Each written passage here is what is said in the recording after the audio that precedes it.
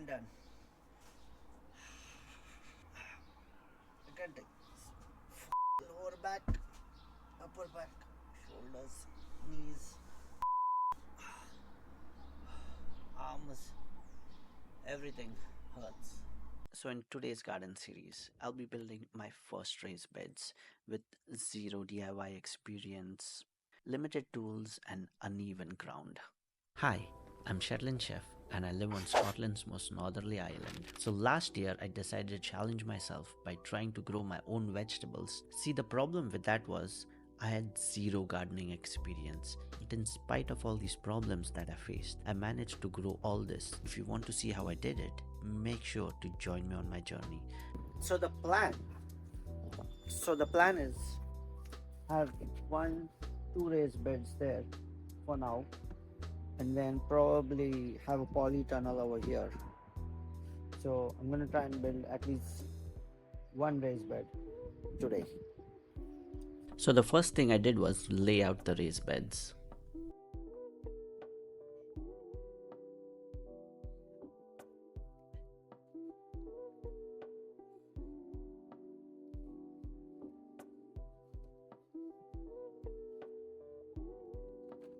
So there's two mistakes I did here. One, using a cheap drill. Well, I didn't have any option because, that's all I could afford. And second, not using a long enough drill bit. I had to make sure I chose the right size of screw and the right size of drill bit.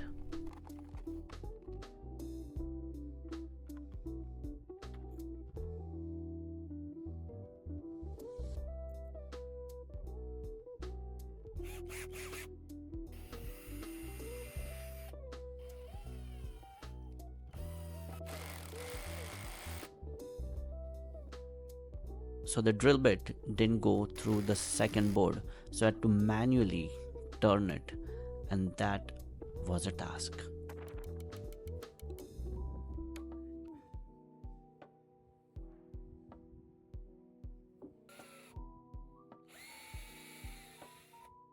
Here is one thing I learned: never invest in cheap tools. If you can, invest in good setter tools.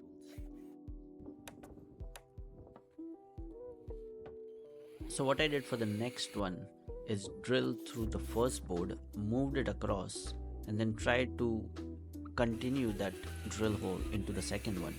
So it was way much easier. I should have actually done it the first time.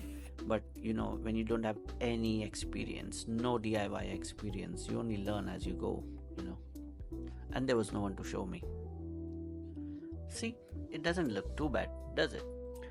And that took me over 2 hours just to make the frame. I tightened the screws and that was me done for the day. And this is my first raised bed, even though I had to put the supporting blocks so it doesn't fall apart and make another 4 raised beds. So next day I woke up bright and early in the morning, made my cup of chai and headed out to make the rest of my raised beds.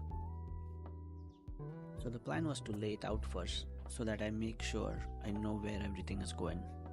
And of course, I didn't get distracted by my doggos playing.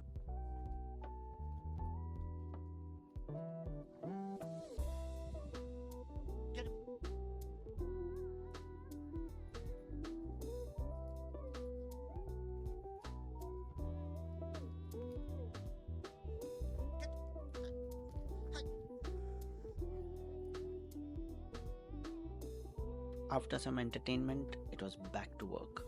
I needed to make sure that there was enough space in between the raised beds so that I could easily move my wheelbarrow between it in case I wanted to fill it with topsoil, compost, and you need proper distance between raised beds, otherwise it might be too close together and you can't walk in between.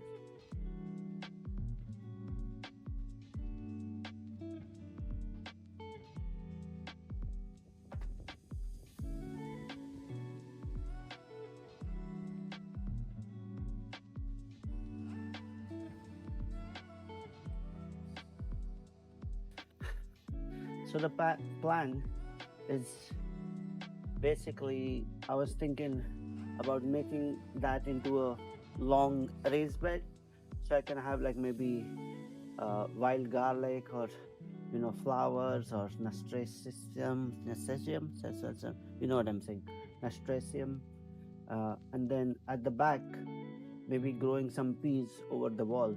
I could use some of these fence bits that I won't be needing later on, and putting it on the wall, and then the peas can go on the wall because it's like a feature wall, and you don't want it to be hidden. So I thought, if I grow a bunch of peas growing up to a certain height, then they can just fall down, and then at the bottom you could have flowers or wild garlic or something that spreads, I don't know, mint, herbs, uh, like that. And then using the wheelbarrow, I just wanted to make sure there is enough space to work around it. So to start off, I might have just 2 raised beds and then 1 long one, and then we can see from there. So next I measured the raised beds and the place I wanted to move it in, just so it kind of looks symmetrical and it looks nice, and if the dogs want to run between it, there's plenty of space.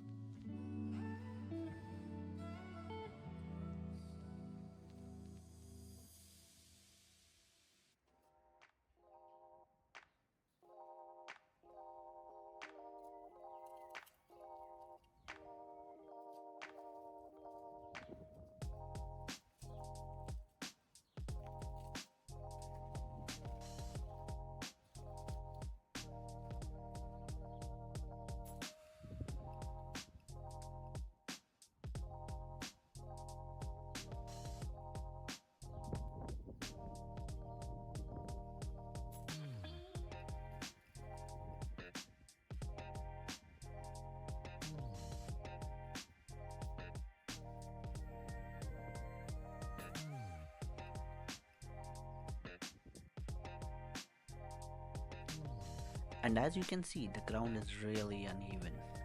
What I should have done at the start, taken my time, is to even at the ground. But it was such a big place, I didn't have any tools with me. So you know what? I took a shovel and just started digging a trench, a small trench, so I could place the raised beds in it. And it was kinda even. Well, to be honest, it wasn't. But I didn't have patience for anything else. So what I did was use bits of pebbles, bits of wood, and leveled it out. Not the most professional finish, but you know what? It did the job.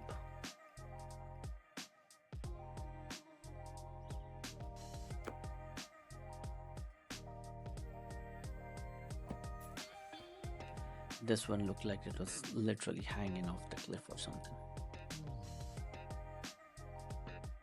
So after putting my raised beds together, it was time to give them that additional support so that they don't fall apart.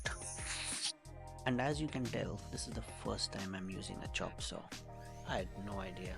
Well, I kinda had an idea of how to work it. Don't lie, once you start using it, it is kind of fun.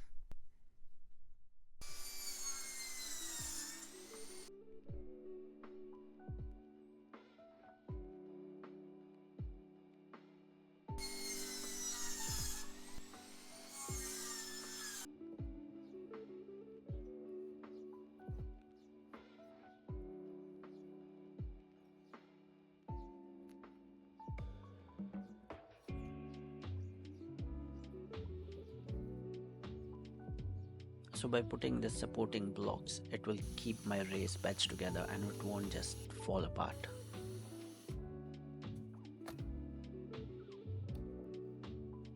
Once I got the hang of making my raised beds, then it was really quick. Well, for me it was really quick.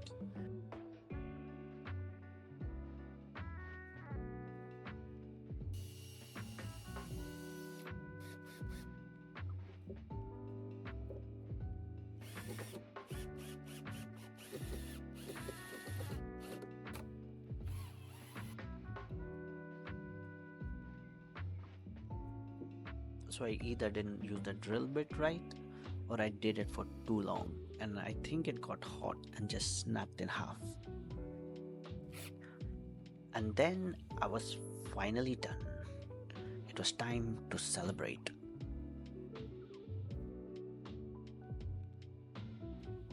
And that's when I realized it was too early to celebrate because I had another two raised beds to do in the polytunnel.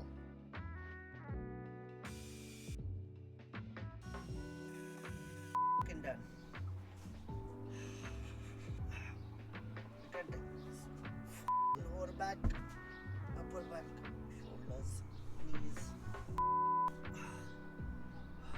arms, everything hurts.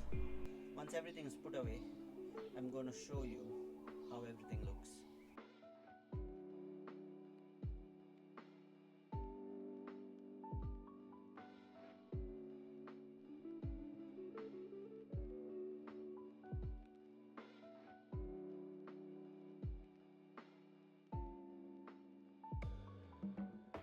So, what do you think about my raised beds? Make sure to leave me a comment. Uh, Give me some tips uh, or any advice. If you like this video, make sure to join me in the next episode next Sunday.